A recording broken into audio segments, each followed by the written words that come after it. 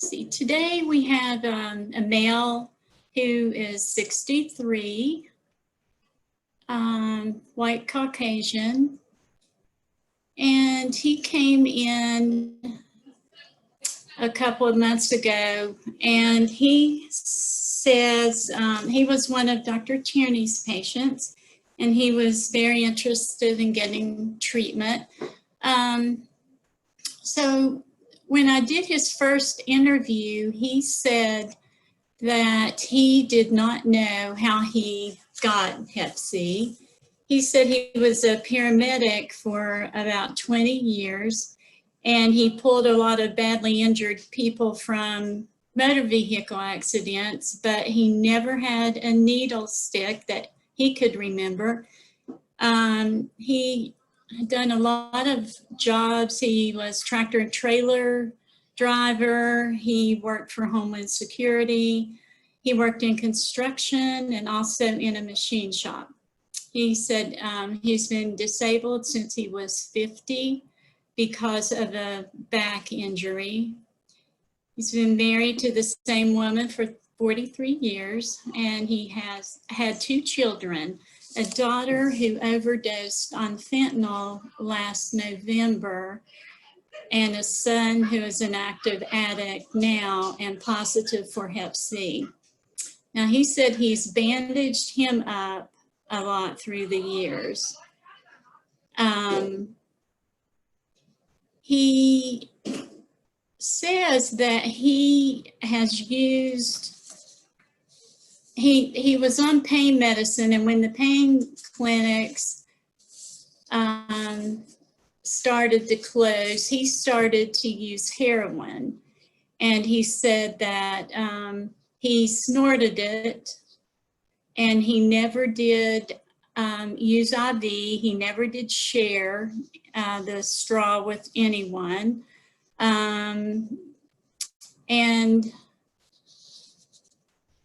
But he was, had used on and off.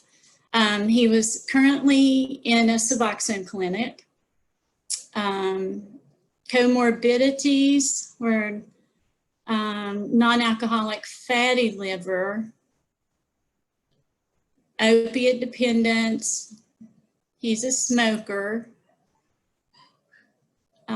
multi-joint arthritis, and he had bilateral knee replacements with the left knee done twice. He had a chronic right shoulder injury and back pain, family history of drug dependence, and he was pretty broken up over his daughter's death. And he was even tearful when talking about that. And he also has a history of alcohol abuse, and said he was drinking maybe half pint of bourbon twice a month, and this is usually with his son or a friend. He had, his vital signs were good. His blood pressure was 130/70, O2 sat 98, pulse and respirations were normal. He had an abdominal ultrasound December, and it showed the measurement of the liver at 16.7 centimeters with coarsened echo texture, no focal lesion seen. And he had a fibroscan. Dr. Tierney did that when she was here. And there are his measurements. Let's see. He's had his Hep A vaccinations, and he is immune. He was not immune to Hep B, and we finished his last Hep B in June. There you can see his height, weight, BMI, and then the basic labs we did.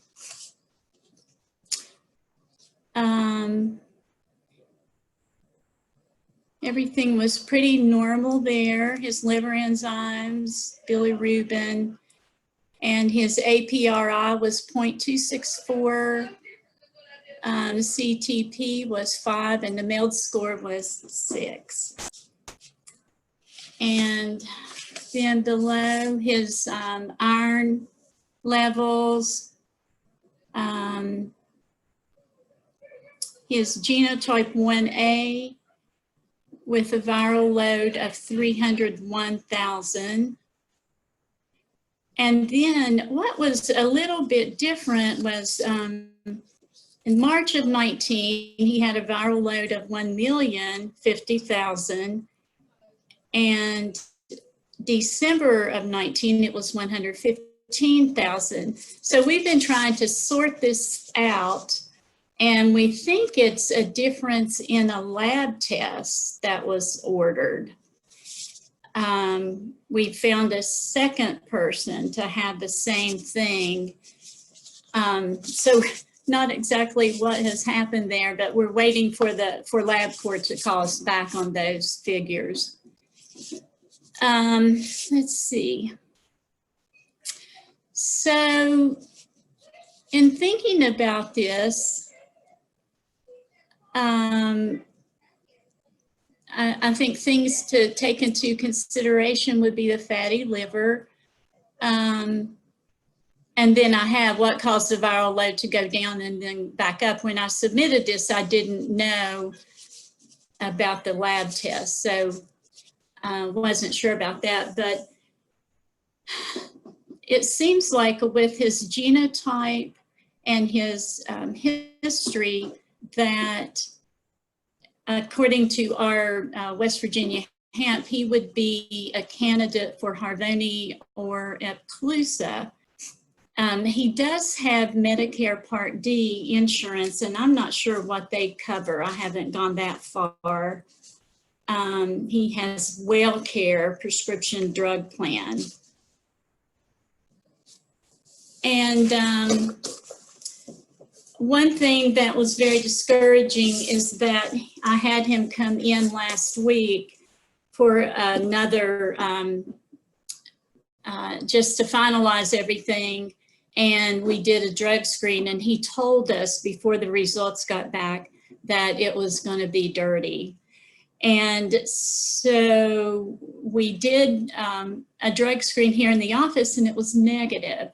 But when we sent it off, it came back positive for heroin and fentanyl. And he told us that he was feeling quite bad, and some company came and asked him how his daughter was, and they didn't know she had overdosed, and he was having pain in his shoulder and back. So I talked to him over the weekend and told him what we had found in the screen and that we wouldn't be able to treat him, and also that what he thought was heroin also had fentanyl in it, and the dangers of possible overdose. And so he was very apologetic, and he said his wife was real upset with him and his friends. So I just said we'll have to, we'll start all over again.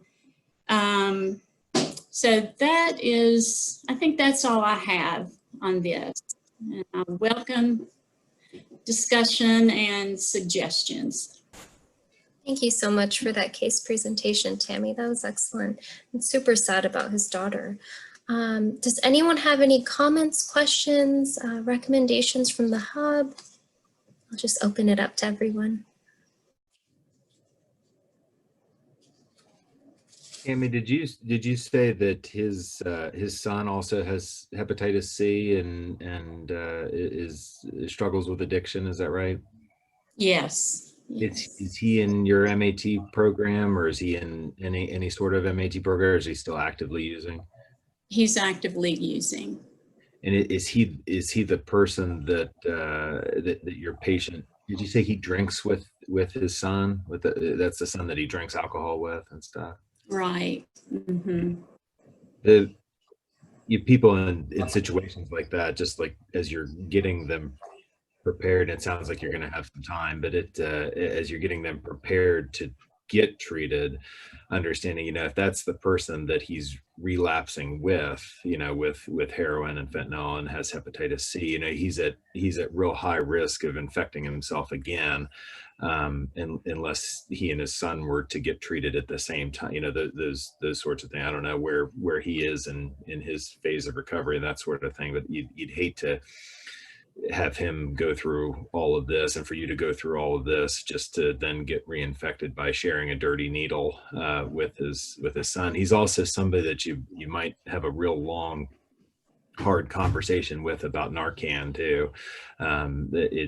Most MAT programs provide, or all MAT programs certainly should provide Narcan, but he's somebody that I'd definitely make sure that you talk to him about that. Thank you. Tammy, I had 2 questions. That's a tough case, just everything going on for him. You might have said this, but I don't remember. Is he on any other medications, was one question I had. And the other question is he, I would think he has depression or at least adjustment disorder. And has he been diagnosed? Is he getting seen for that? I'm wondering if, you know, counseling could help him. And does he get that in the MAT program maybe? And so that was my question, just about depression. Yeah. You know, when he comes in, he talks a lot. He talks to all of our staff, and he has said that he's not depressed, that he tries to stay busy around the house. The only thing he really complains about is the pain. But I think you're right. I think there could be depression, especially after his daughter and with his son currently using. Grief is probably might be even a more accurate word, but anyway, Yeah. just to think about. Yeah, and it seems like the MAT person he goes to, it's not within Cabin Creek, but he said he had been on Suboxone, and he said the doctor, when he went in to talk with the doctor, he said the doctor says, have you had any slips? Or and he said he was truthful with the doctor. But, you know, I don't know that he gets counseling there. I think it might be sort of an in and out thing. That might be something to check out further. Yeah, I found myself wondering if the slip and the drug screen that you got is going to jeopardize his MAT. Yeah. Yeah. He said with a Matt. Yeah. Yeah. He said not, but I wondered the same thing. And he said that he was still in. Dr. Gilfus, was there something you and Kaylee wanted to Tammy and I mention? were going to talk about. I just wanted to start by saying, Tammy, that's thanks for being the safe place for him to, you know, come to. That's cool. And Greg hit the nail on the head. Yeah, I can't even process his social history. To tell you the truth, I can't go there. I've not had the misfortune of being that unfortunate. Yeah, I can't even pretend to walk in his shoes, but you're obviously, everybody on here is a very advanced user. Your questions are great. Kaylee's going to talk to you a little bit about her thoughts on the case as well from the medical standpoint. And I'll probably throw in my 2 cents as well. Yeah, Tammy, thanks so much for presenting the case. And it's a testament to everybody that's pitching in, Greg and Jen, you guys are both, it's awesome that the spoke are the teachers, because you guys totally are bringing in great perspectives that, John and I may not have even thought of or brought up. I think it's great. And I do think it's a good testament to Tammy. He is being truthful, and I think as part as while he's in recovery, he's in at MAT.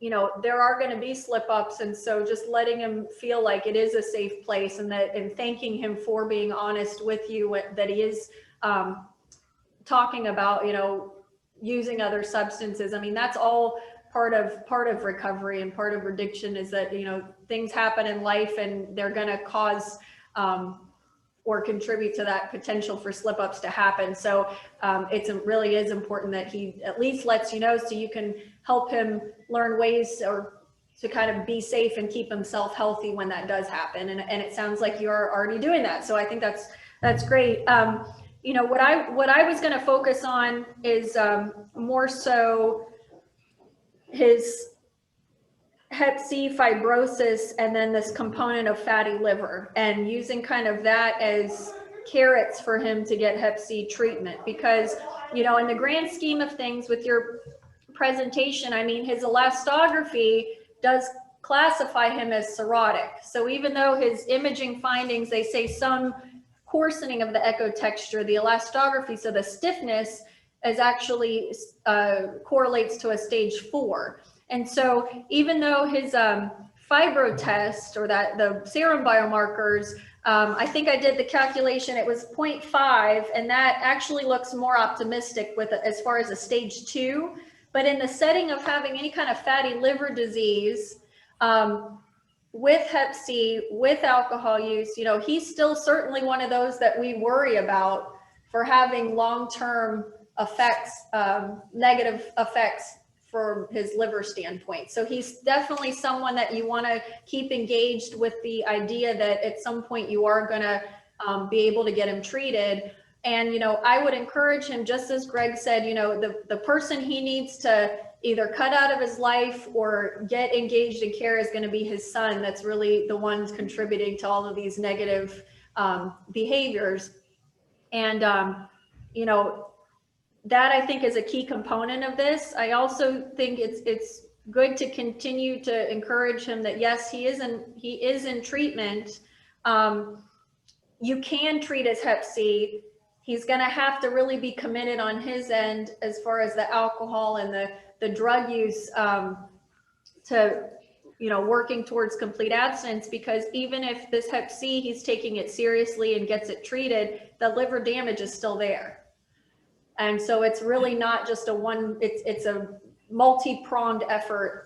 There's going to be a lot of different things from his part to keep him healthy. So as far as your question about the viremia, so how you asked specifically about, why is his viral load going up and down, and what does that mean? And is it maybe an incorrect interpretation?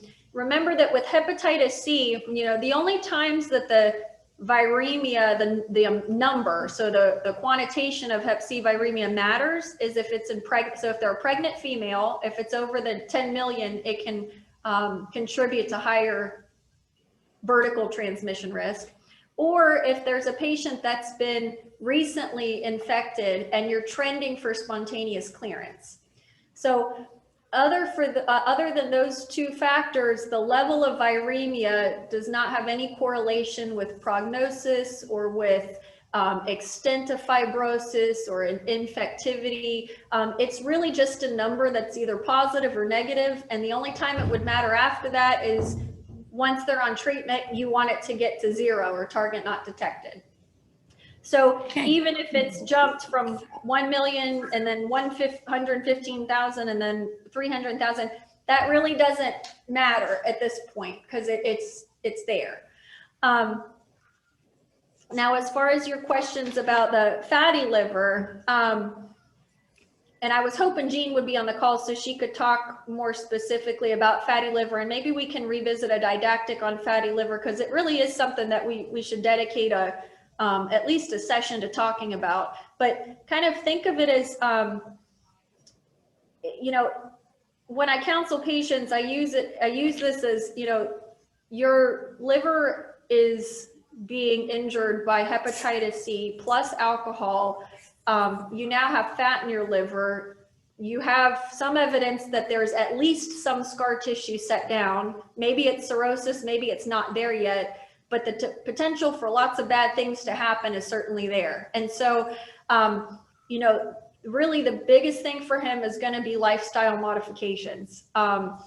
And that's, you know, he doesn't have an elevated BMI, but the 3 things you're going to think of is treating his hep C, cutting out the alcohol, and then any metabolic components. So I don't remember you saying he was diabetic or hypertensive or had high cholesterol. Yeah, he's not obese. And so he likely has the alcohol related fatty liver disease. So his primary things are really going to be cutting out all the fun stuff, which it doesn't sound like he's using it as fun.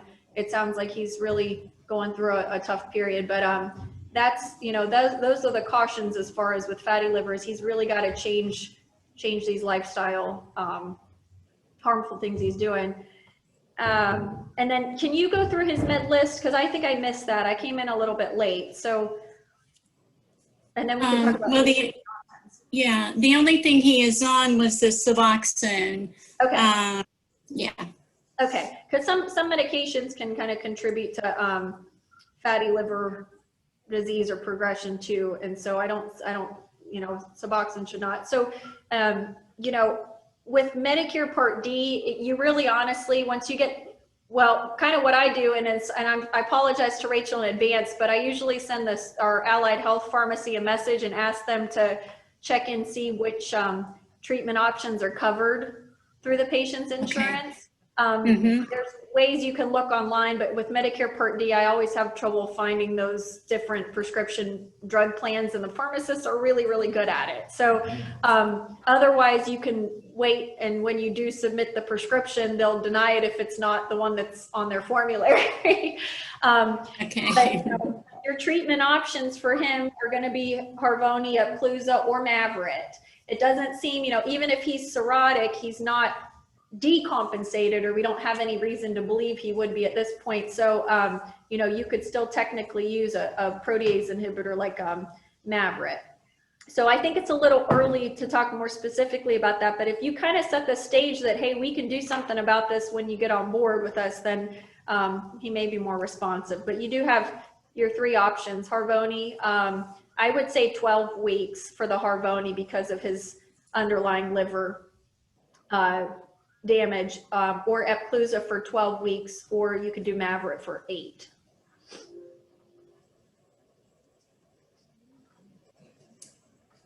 Okay, thank you all so Thank you so much. It was a good case. Hey, Tammy, one of they used to, when talking to the lab in the past, they, like Kaylee said, viral loads don't matter, really.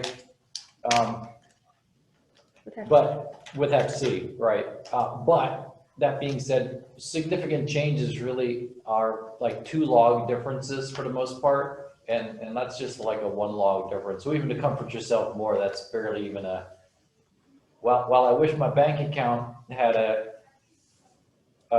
fluctuation between 100,000 to $1 million, that'd be great, but it's not the same with viral loads. It's almost like $1 to $3, you know, it's not really a big difference.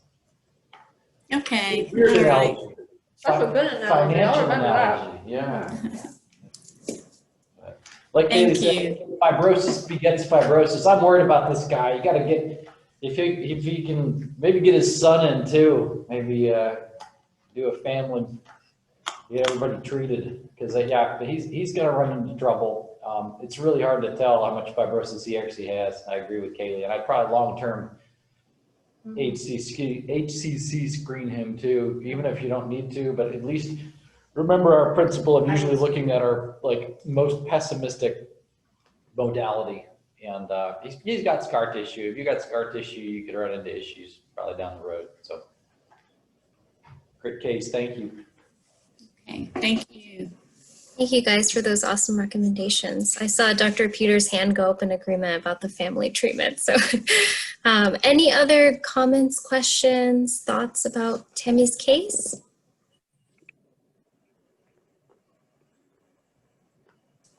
And Kaylee, I think the fatty liver disease didactic topic is a great idea. Jen also agrees. She chatted that in. So we'll definitely... Love if Jean did it, because she's the hepatology expert, but if she's not available, I'll do my best. Okay. But she's the one that I would want to learn from. We can definitely work to get that in the books sometime soon. Not even here. Any other comments or thoughts before we move to the didactic portion? Or Tammy, if there was anything else you wanted to address about the case? No, I think that's all, and I appreciate the feedback a lot. Awesome, that's great to Hey, hear. Tammy, did you mention, was his hepatitis B core negative? Do you remember? Yes, mhm, It was. Okay. it was. Yeah. Great. All right, well, thank you so much, Tammy. That was an excellent case. And thank you all for those recommendations and comments as well. All right, so Rachel has a didactic prepared for us on drug interactions, which is very relevant to today's case as well. So I'll pull up your PowerPoint for you, and anytime you want the next slide, just tell me next slide and I'll advance it for you. And I'll give you the floor, Rachel. All right, great, thank you. Can everybody hear me okay? Yes. Great. So I'm kind of kicking myself a little bit because I didn't put anything in here about some of the MAT stuff or illicit drug use for these drug interactions. This is mostly focusing on prescribed medications that we would commonly see for other comorbids, but kind of just to touch base and to piggyback really on what Tammy said when mentioning that her patient did have some fentanyl. With his recent heroin use, that is something that I think is kind of important when looking at these patients that might be actively using when they're on these treatments, only because for our MAT medications, the methadone and Suboxone, Subutex, we don't really see a lot of interactions and we don't have a lot of concerns with our current Hep C treatments, but fentanyl itself actually, because of the similar metabolism with some of these drugs, primarily with Mavorite and Zepatier, they actually can increase concentrations of fentanyl. So in addition to the risk of overdose with the drugs that might be laced with fentanyl, there's that additive that could potentially lead to overdose in those situations. So that's definitely something to keep an eye on with your patients if they are actively using. But I didn't put that in the PowerPoint, so now I'm kicking myself. But next time I'll make sure that it's in there for you guys. But you can go ahead to the next slide. So like I said, I'm just going to cover some of the most common drug-drug interactions that I see or that I get questions about, and try to kind of go over some of the mitigation strategies that you can use to avoid some of these interactions. So you can go to the next slide. We'll start with statins, because lots of our patients are on statins, so there's a lot to try to avoid here. I tried to put a lot of these into charts just to be something as a quick reference. Hopefully they are aesthetically pleasing and usable for you guys. But the main problem with statins is that a lot of our direct-acting antivirals, or DAAs, they go through the same metabolic pathways, or they inhibit some of those enzymes. So you're at risk for increased concentrations in the body of the statins, which puts your patients at increased risk for toxicities. Primarily, we think of the myopathies or potentially rhabdo in these patients. So what you can see here is I've listed some of the most common used statins across the left-hand column, and then the drugs. I'm primarily throughout this didactic focusing on the top 4 that we would use and that are preferred by Medicaid and in the guidelines. So as you can see, rosuvastatin is our biggest culprit here that has a lot of issues, and it is commonly used. It's one of our high-intensity statins that we're using a lot.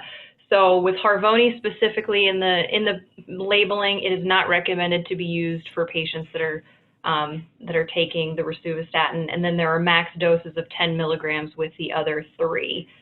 Looking at the other ones, you can see that Mavorite, because it has a protease inhibitor as well as Zepatier, those are the 2 culprits that are going to have the most recommendations for modifications or withholding therapy that you can see with the other statins listed here.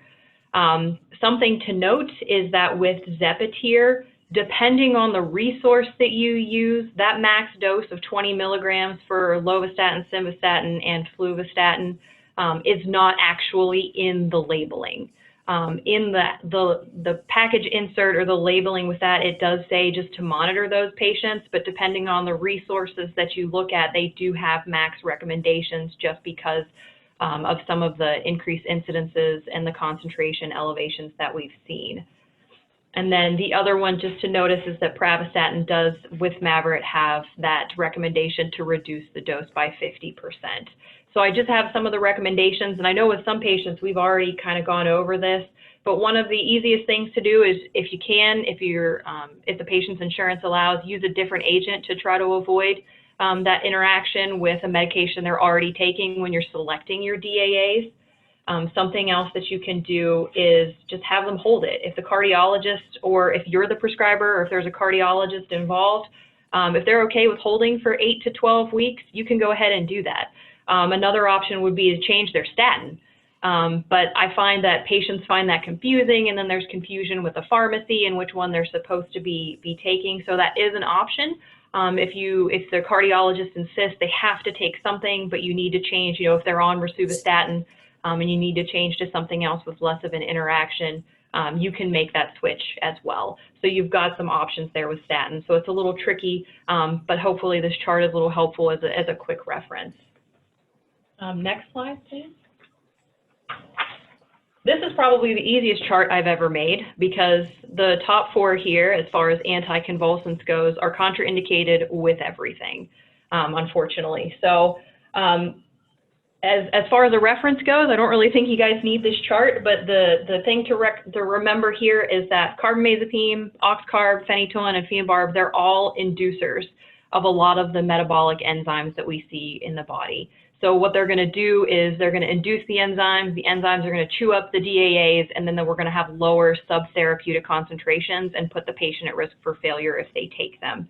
But you do have options as far as other anticonvulsants or antiepileptics go. And I have the list of these 3 here that have no interactions and no monitoring or adjustment requirements. So the levetiracetam, lamotrigine, and valproate, none of those seem to have interactions. They don't go through those same pathways. They're not the inducers, not putting the patient at risk for failure there. The unfortunate thing is that there's no dose adjustments for the DAAs to try to overcome the induction. So really with this one, what you're going to have to do is whoever is prescribing that anticonvulsant, work with them to possibly change therapy prior to initiating HCV therapy in these patients. We've done this with a couple of patients, and sometimes using like phenytoin is probably not the best option as an antiepileptic drug for a patient with liver injury as it is. So trying to coordinate with them, make sure they're stable on the new antiepileptic, and then starting therapy prior to initiating that. And so you can go to the next slide. So the next group we'll talk about, this is the big one. I think we're all aware this is always a problem because everybody's taking acid suppressing agents, it seems like now. But there's the problem here is that when you alter the gastric pH, you're altering the solubility of primarily Harvoni and Epclusa. So if you decrease that solubility, then again, you're not going to have the therapeutic levels and you have risk for failure for that patient, not getting enough therapeutic levels of the DAA that's in there.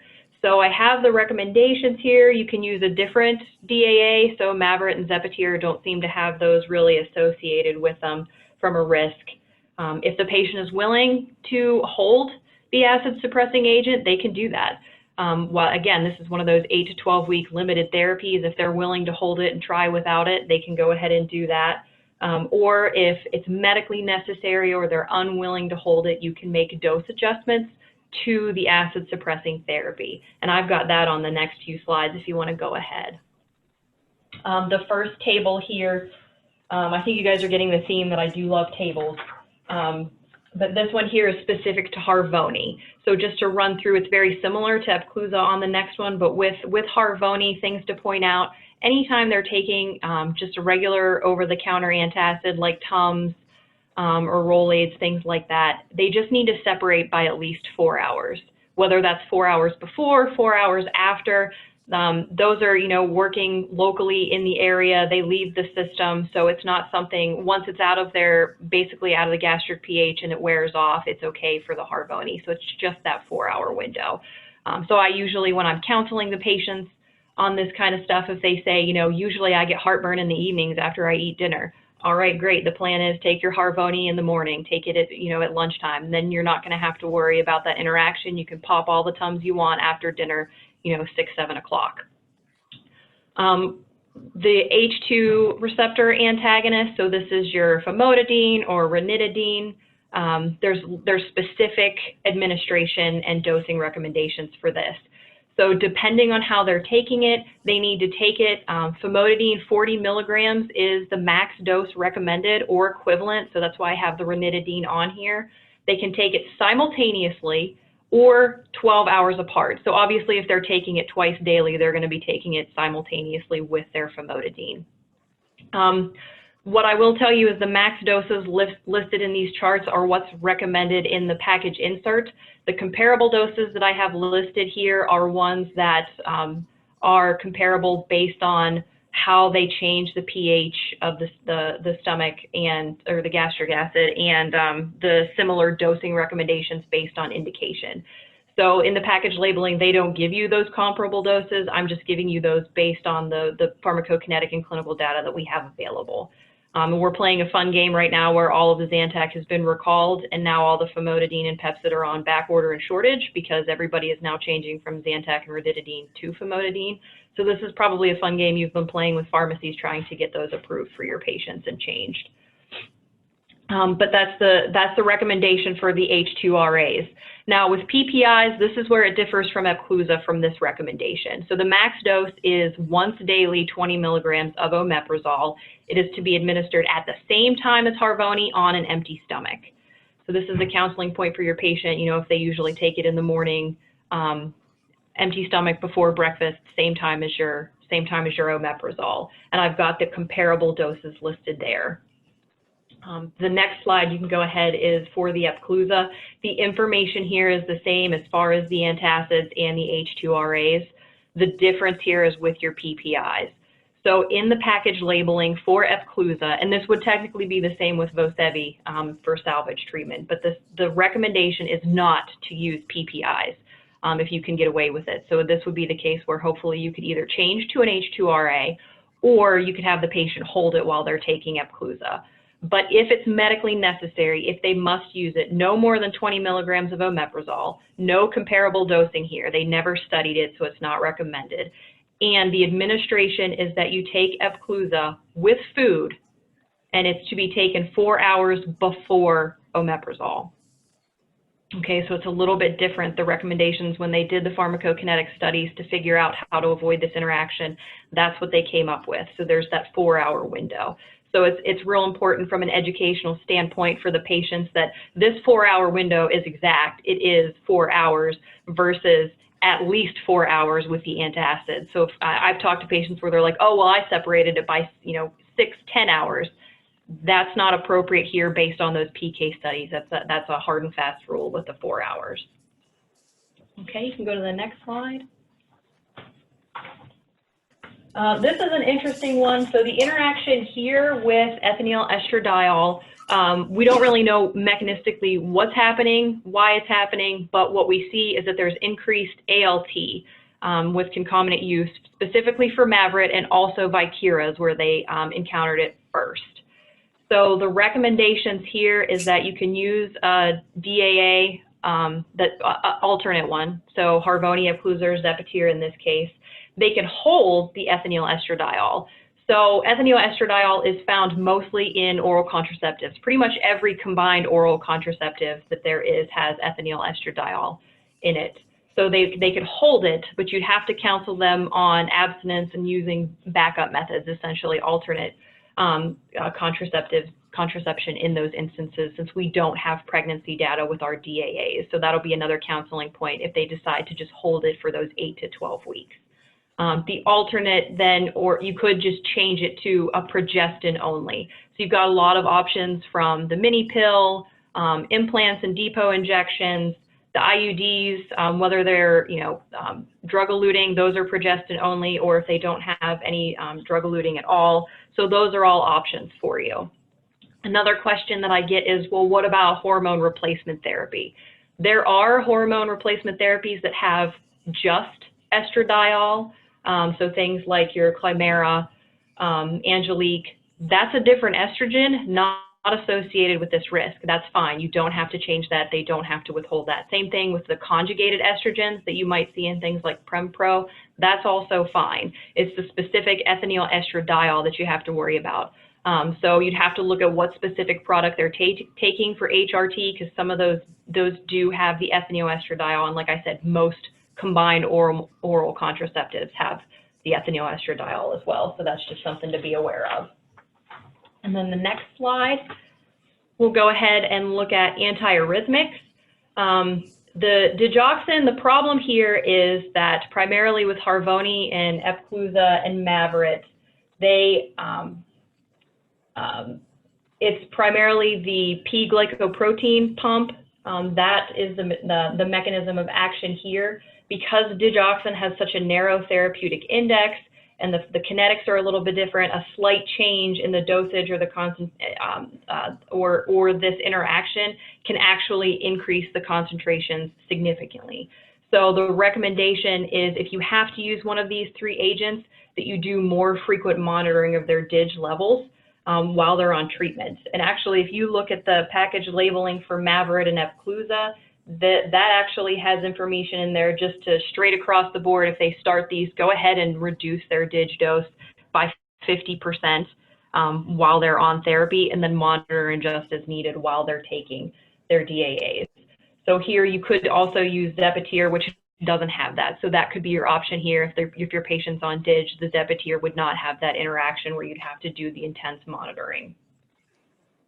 The other big one is amiodarone. This is in the labeling for any regimen that contains sofosbuvir.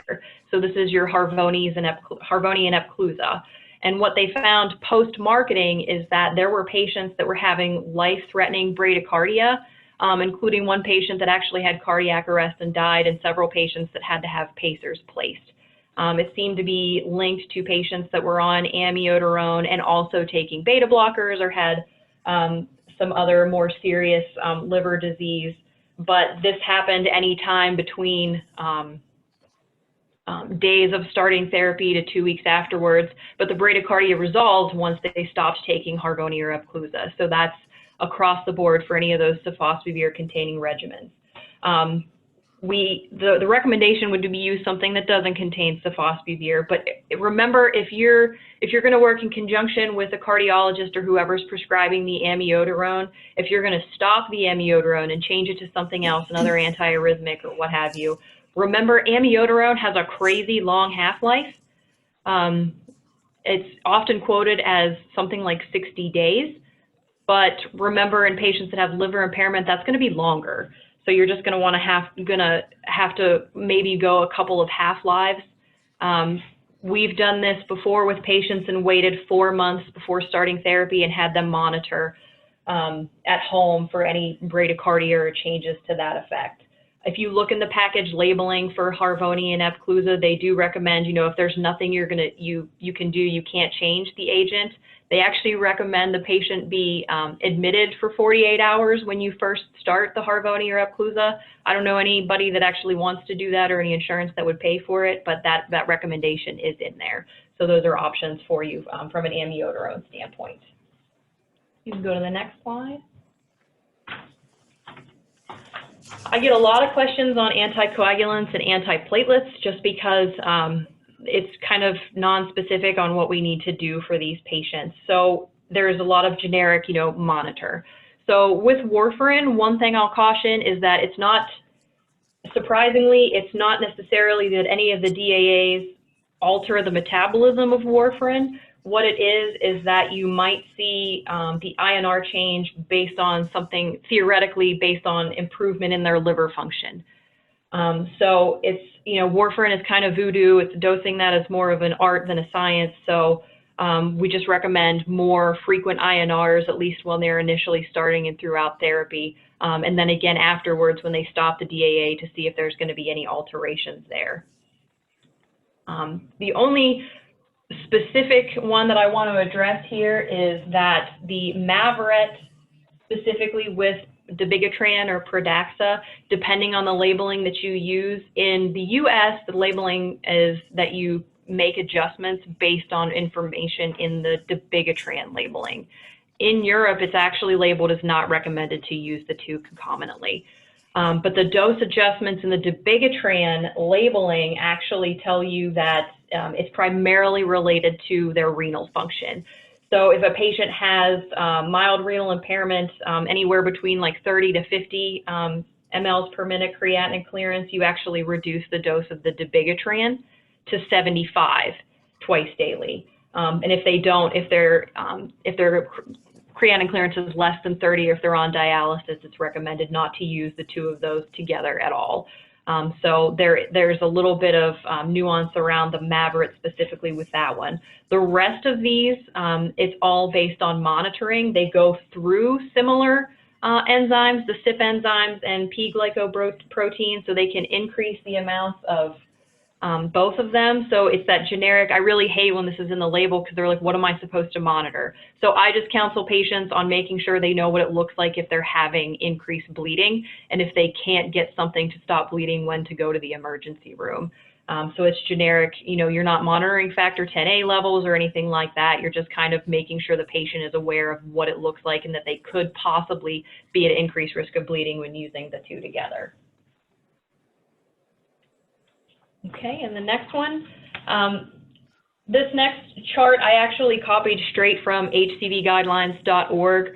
I don't think it's really a good use of anyone's time to try to remember all the different interactions and cautions with the antiretrovirals in these drugs. They have this chart laid out nice for you to kind of help guide some of these, and you know, with each of these having their own interactions with the DAAs and patients being on a variety of different triple, sometimes quadruple or more therapies, it's easier just to go to the chart and look and see what are they taking, what's my best option to use.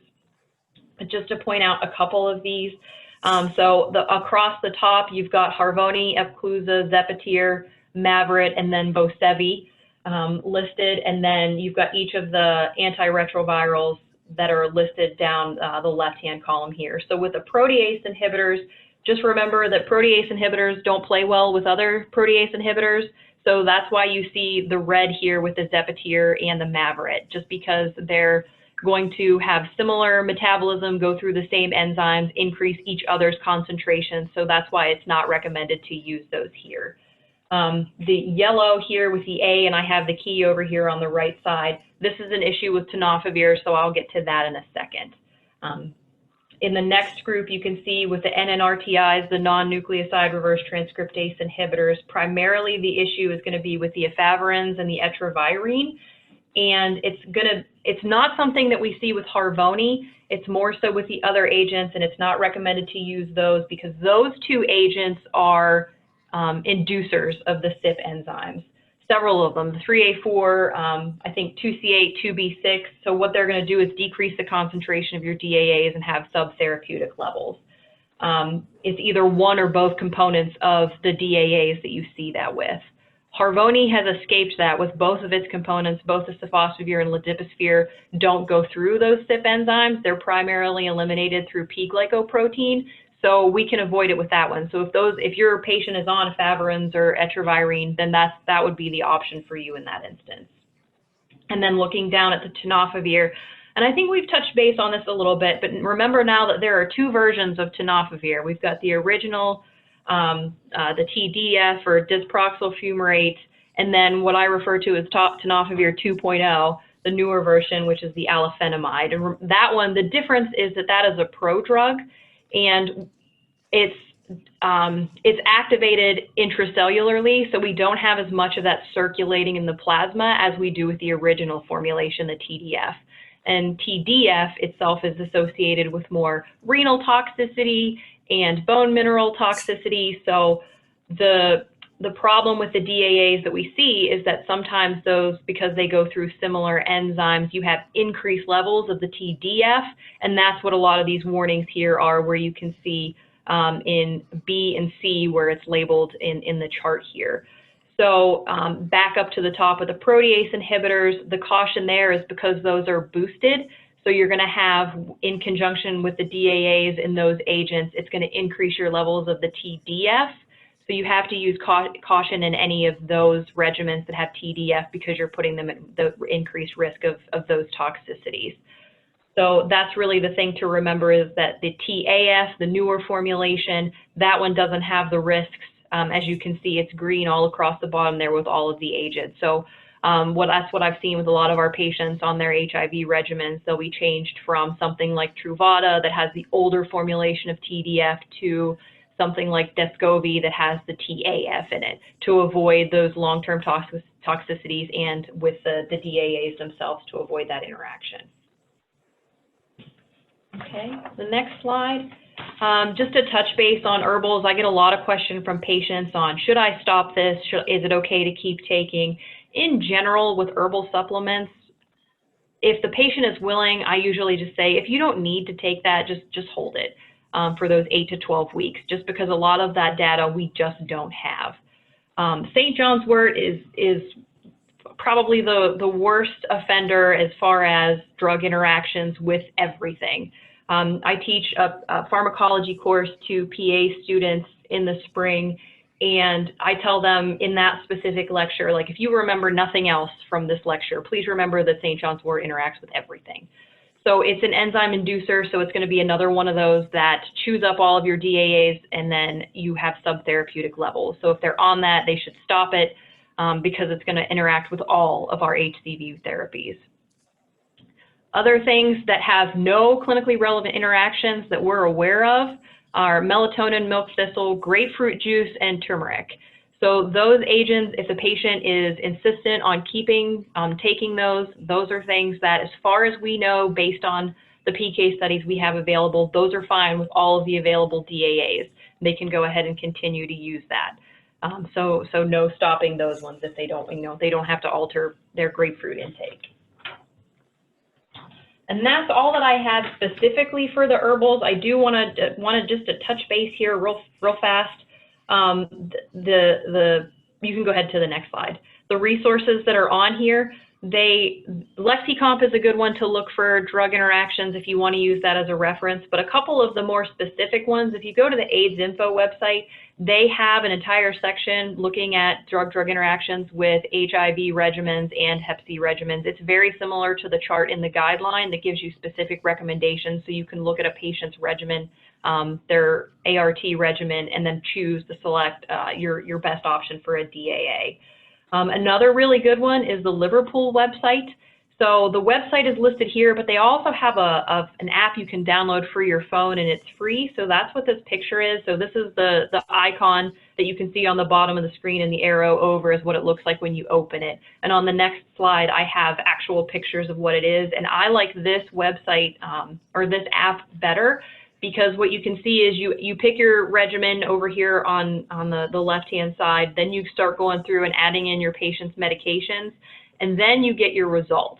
And it'll tell you, it's color-coded and tells you, what's okay to use and what's not. And if you click on specifically what it is, like this one here with the Mavorite and the atorvastatin, if there is available kinetic information, it'll tell you that in there. So you can, if it's one of those ones that's like monitor, you can see, how serious is this, and does this really change whether I want to use this therapy or not? So it gives you that specific information, which is really nice. If you go to their website too, they have a lot of they have a lot of available PDFs that have basically every drug. It's got so many drugs listed in it, it's color coded. And they do have it, toned down to specific things like HIV, anticonvulsants, and things like that too, that are really helpful resources if you wanted to go find a little bit more information on something. And that's really all I have. That's everything that I went through. So I'm happy to take any questions. Thank you so much, Rachel. That was awesome. And all those resources are super helpful. So I'll be sure to attach Rachel's didactic in the recap email so everyone has those resources. Were there any comments or questions for Rachel? You're awesome. Rachel, just a thanks from us. Yeah, we love that. And one other thing, I wanted to mention that the pharmacology humor is not lost on me. So I appreciated that.